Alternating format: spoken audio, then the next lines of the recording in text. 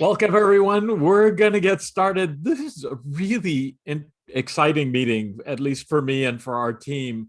We're talking about diversity leadership. We're talking about the challenge that a lot of organizations have to affect change in culture at an organization, specifically around the question of diversity, equity, inclusion, equal opportunity. These are efforts that we've all been working on. Many of us have been working on for many years.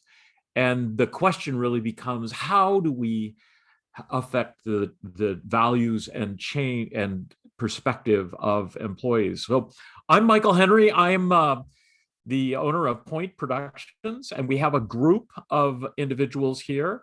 I want to introduce also on the panel, we have Marjorie Troxel-Helmer. Marjorie, welcome. Good morning, Michael.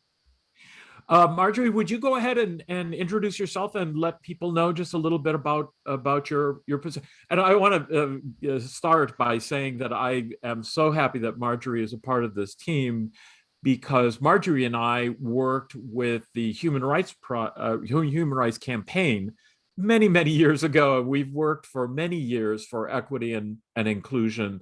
So Marjorie, go ahead and introduce yourself, please. Sure. Thank you, Michael. Yes, my name is Marjorie Troxel-Helmer, and I'm joined here with Michael and Amira. And my background, as Michael said, I have lots of experience with the local chapter of the Human Rights Campaign here in Kansas City, Missouri.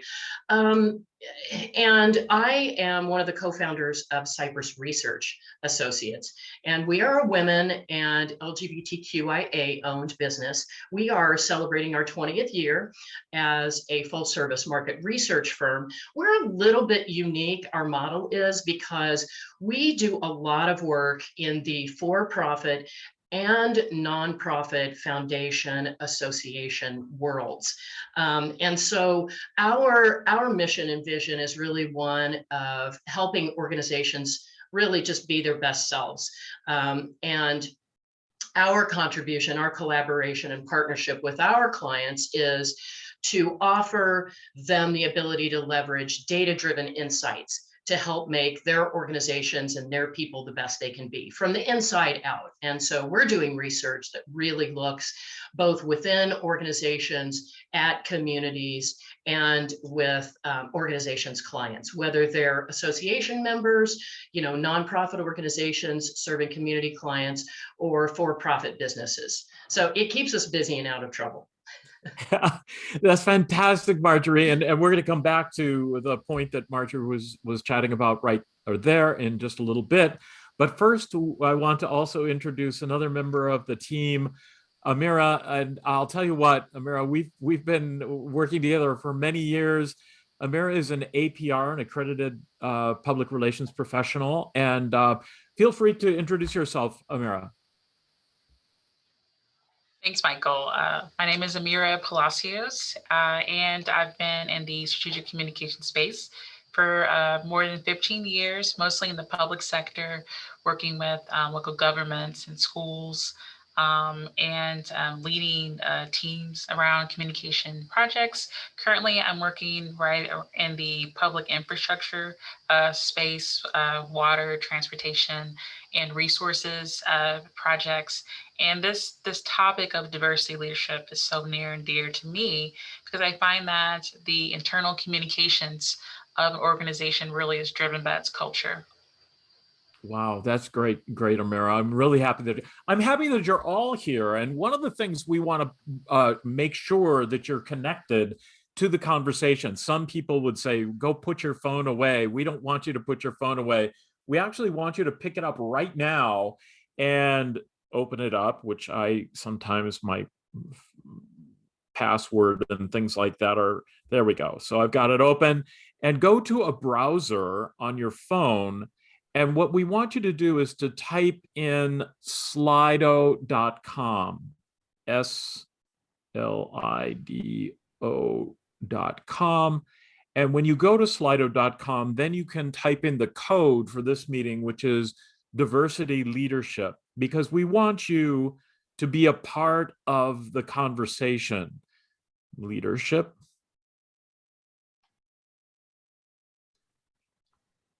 And at any moment in the meeting, you can ask questions through the Slido app. We'll also have several polls and other activities that are related to this discussion. So let's go ahead and continue. And actually, there's a question that comes up right away, which is, the question is, do you consider yourself a diversity leader? Do you consider yourself a diversity leader? And go ahead and enter your response in the chat window, in the window there. And so we've got actually kind of a lot of little bit of diversity in this group, and it's good to see where most people are coming from. It's mostly leaders within our organization, which is fantastic. And we have a huge challenge to keep people. I've been involved in education for so many years, and to really help people not only just understand, but also affect behavior change is a huge challenge. So let's also look at this other question, which is, in one word or phrase, share your diversity, equity, and inclusion leadership ability. Are you very aware? Are you a strong leader? Are you learning? Go ahead and enter one word or phrase to describe your current skill level related to diversity leadership at your organization.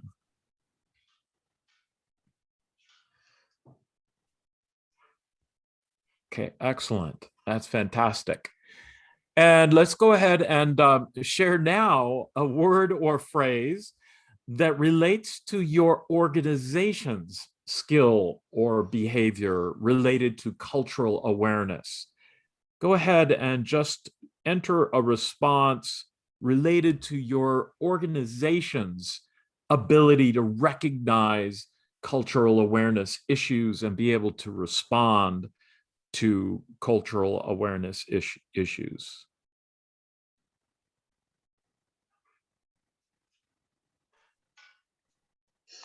Excellent. We've got some great, and Marjorie and Amira, I'd love to get just some comments from both of you. Here we've got some responses: aware but reluctant to change, open to change, need to more internal dialogue. Amira, do you want to comment on any of these?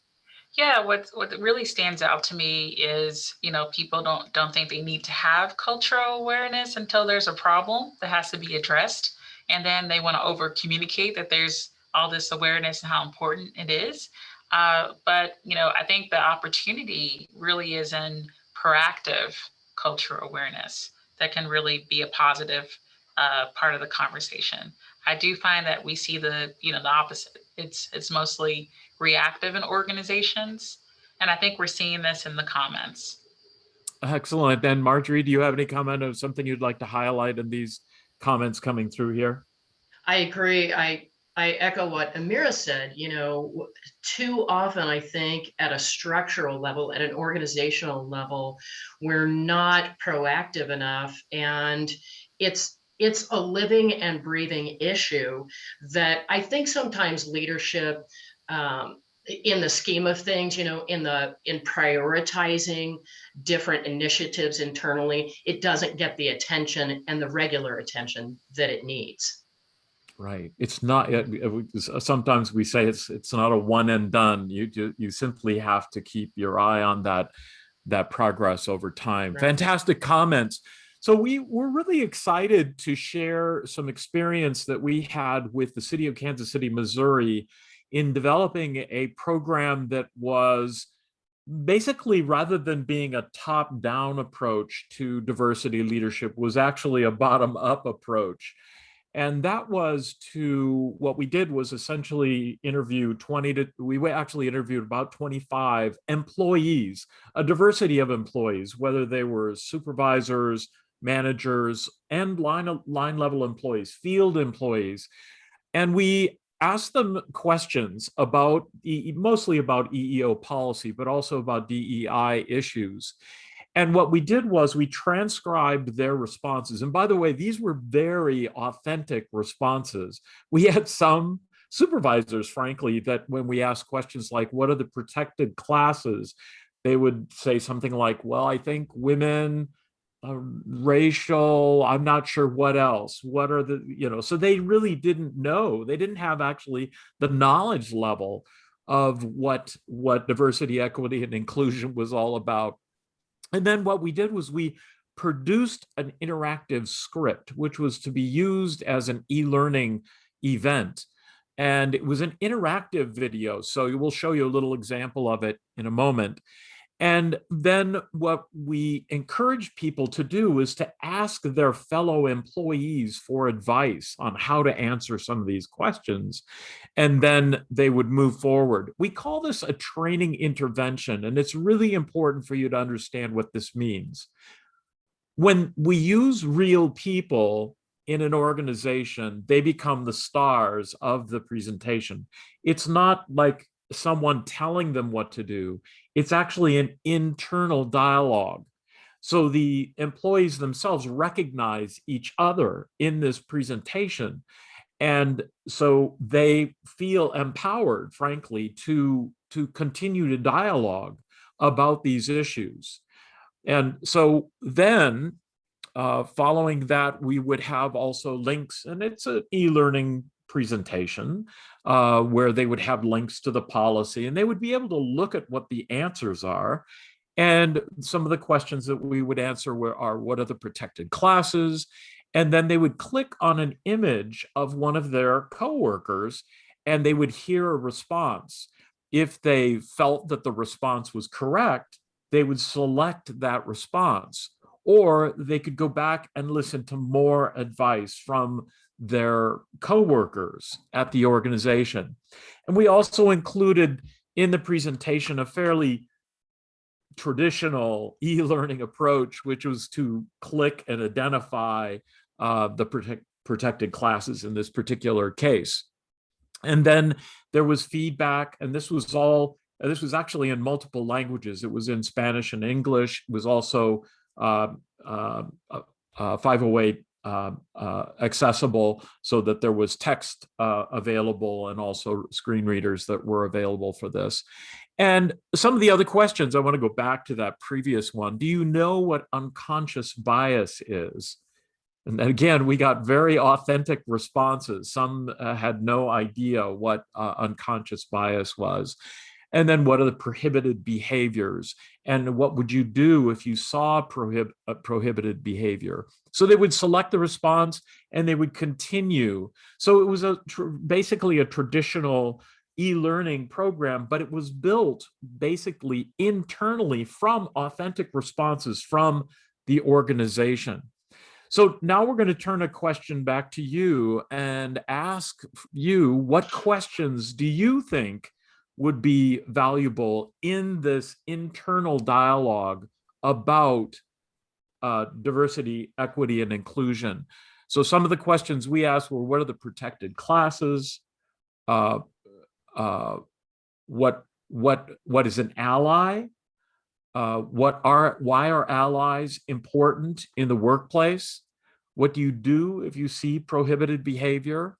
What is unconscious bias? Have you ever been excluded due to unconscious bias? What do you do? So now it's really a great time for us to talk a little bit about what kinds of questions you would ask. So go ahead and type a question that you believe would be able to prompt an internal discussion within your organization. And Amira, I'd love to get some feedback from you related to how to really dig deeper rather than just giving information to individuals, and to really help them think about diversity leadership and empowering employees within an organization. Yeah, it's really important to read the room, understand the culture of your organization, really to understand the context that you're starting with. And in order to really push learning and growth around DE&I, it's understanding kind of where you're starting, with the employees in your organization. And from there, it's really putting it in their own words. It's the best way to really have some type of authentic exchange. That's great. And Tricia, I'm wondering if you could talk a little bit about sort of that difficulty of putting your finger on the pulse of an enterprise or an organization and trying to get them to get this internal dialogue going. Well, and I would back us up one step, Michael, and just for clarity purposes, I'm always thinking as the researcher on the team. We had a question, is this a customizable program? And that's a great question. And so I would just back up for one moment. Yes, it is very difficult to create organizational change. We know how challenging that is. And we really believe that this program is one step, a really strong step in that direction. But I would say, to back up and say this is absolutely customizable. That's the beautiful thing about this highly engaging model that we're using here. Is it's not that sort of static setup in a typical either e-learning or even in-person training like this around diversity. It is so engaging because it's your own staff members. They're not expressing their own personal views. We do want to make that very clear to you. When you click into one of those cells and you hear a potential response option in the voices of your own staff members, it's not them talking about their personal views. It's made really clear in the program that this is a script that came out of the insights from that interview phase, and that they are, in a way, they're getting to act out a dream that many of us might have of acting, in this whole program. So they're kind of our actors within the organization that's participating in the training. So just to make that clear. And yes, so back to what you were saying, Michael, we all know, Amira knows, everyone attending this morning, we know how difficult it is to move that dial. And so what we really believe is the strength of this program, and that makes it such a differentiator, is your own people are putting to voice some of these difficult challenges and hopefully illuminating to their colleagues ways to go about being a great culture and a great place to live, and representing, being your own diversity leader. And I love that the program takes you through, okay, what if I find myself in a situation where people are talking about systemic racism? And how do I engage in that conversation? And this training helps put you in real life scenarios and kind of walks you through and talks you through some of those issues. Excellent, Marjorie. And we've got some great questions that have popped up here. That was a really important point to share, is that there's this research phase in informal discussion, and then that's transcribed. One important point on that is that the authentic responses sometimes are completely wrong. And rather than having the same employee share that in a video with the entire company, rather than embarrass them in that particular way, is the script says that these are not our words, but we are play acting the words that have been derived from a research effort that was done previously. So it does have that authentic language, but it also has the ability for people not to be tagged specifically with those comments. Amira, do you want to look at some of these questions and then also comment on this part of the discussion? Two comments really stick out to me. One is if there isn't any perception of a DE&I problem, then why do we need this training? And the second one would be, for the comment, we're at a K-12 school. How do we navigate these very, politically divisive conversations that sometimes school districts get in the middle of? It's really interesting, having worked in the K-12 space for several years, I can tell you that schools really are a mirror to the community. And so every problem that you face in society is probably happening in your school district in some way or another. And so how do we have these, difficult conversations that really are difficult conversations we're having as a society? You're having to have those with parents and students and staff members. And so DEI, having a dialogue and a feedback loop with employees is really important to help frame these conversations that are going to happen on the job and in real time.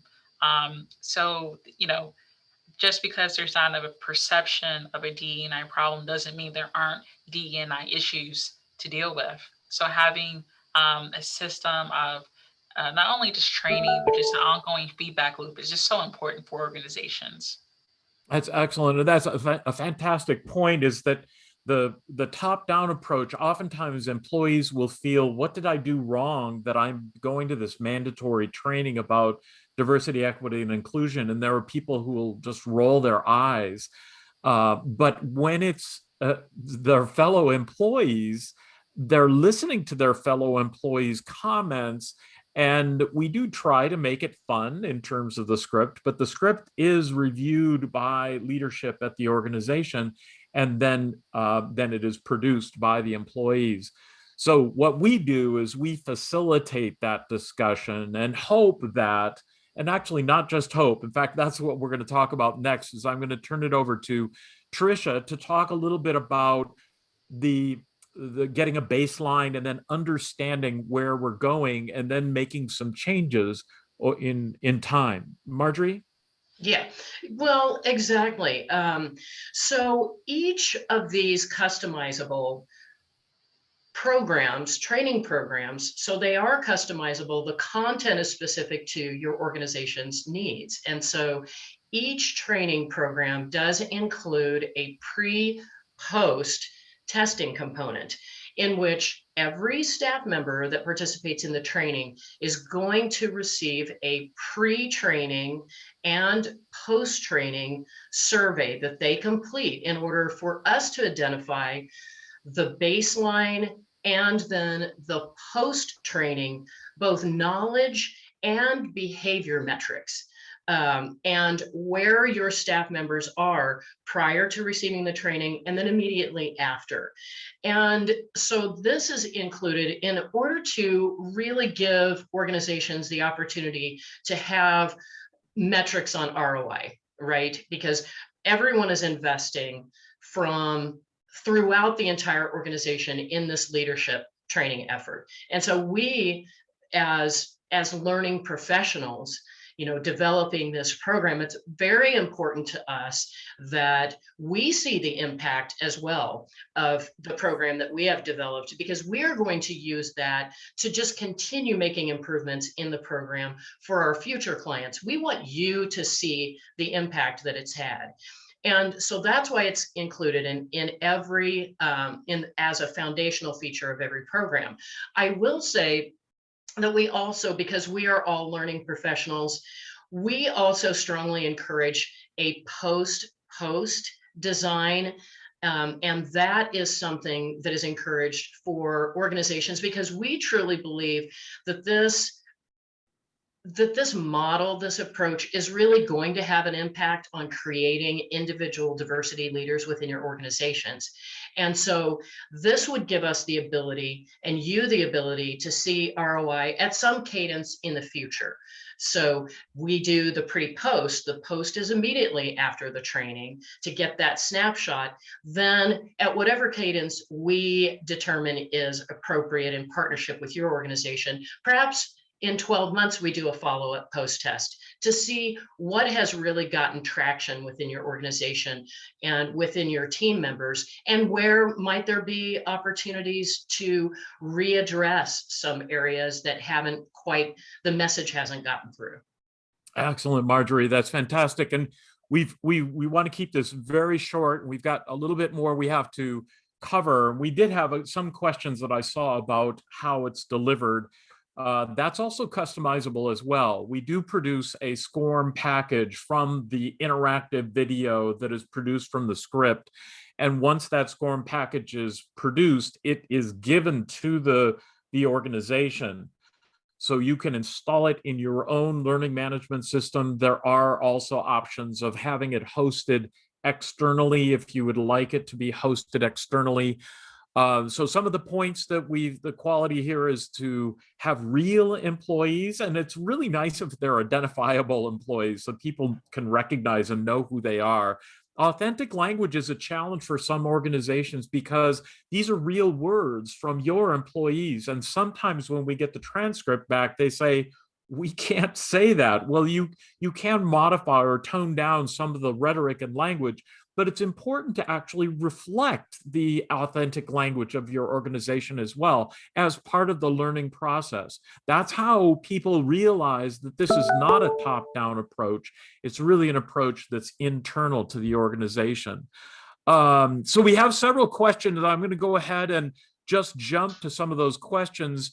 And so let's go ahead. Oh, we do want to point out that the feedback that we got from our iteration at the city of Kansas City, Missouri was over the top. It was amazing how people believed in their heart of hearts that this was an approach that really made a difference in their organization. Oh, also, by the way, we did 4,500 employees in 1 month.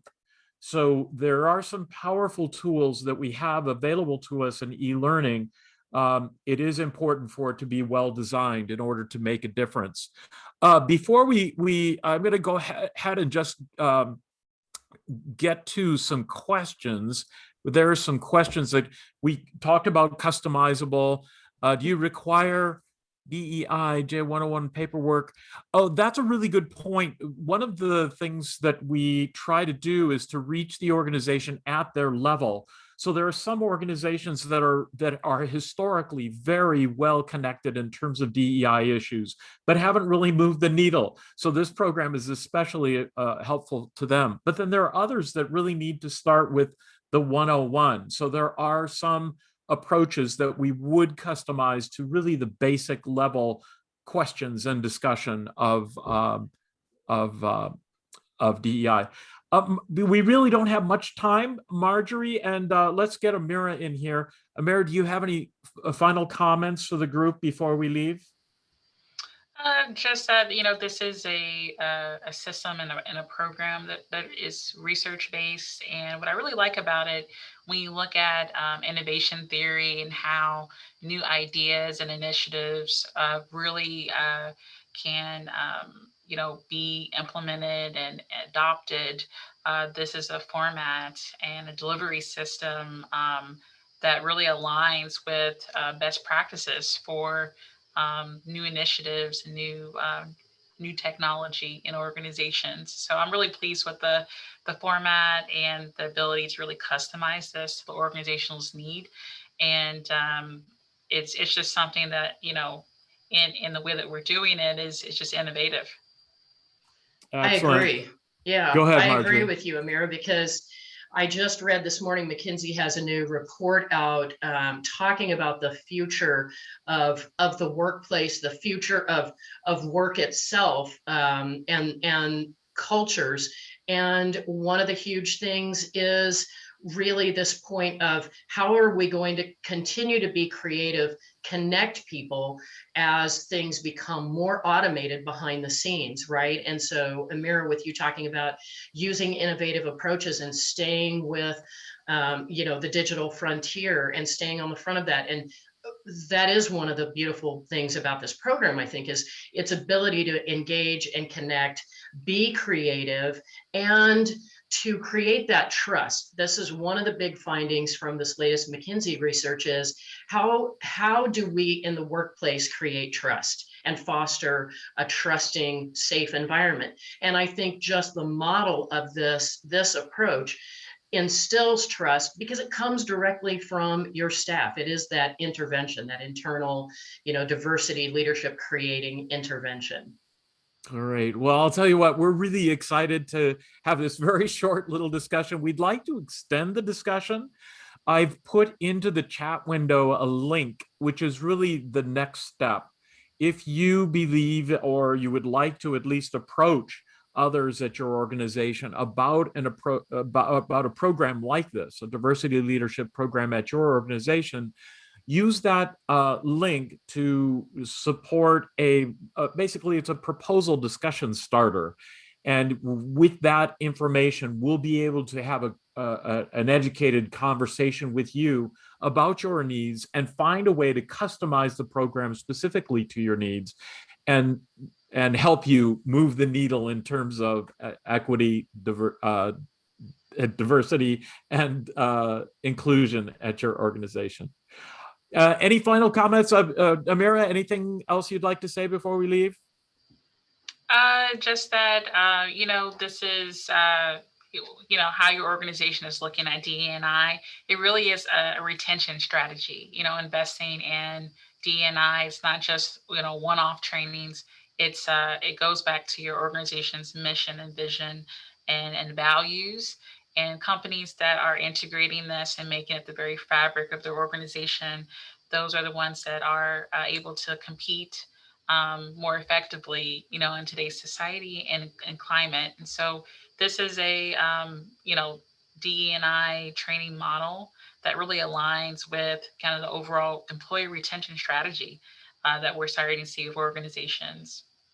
Great. And Marjorie, thank you so much for joining us. Thank you so much, Amira, for being here. Thank you all for being with us. And we will do these once a month. So if you have others that you'd like to share or have them attend one of these, we will be sending information on the next one coming up.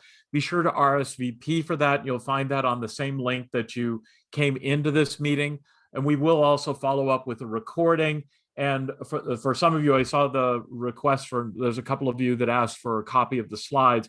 We will do that. We'd like to see the proposal discussion starter in order to get that out to you. So thank you all for being with us. We'll see you hopefully next month or have a conversation with you soon. Bye-bye, everybody.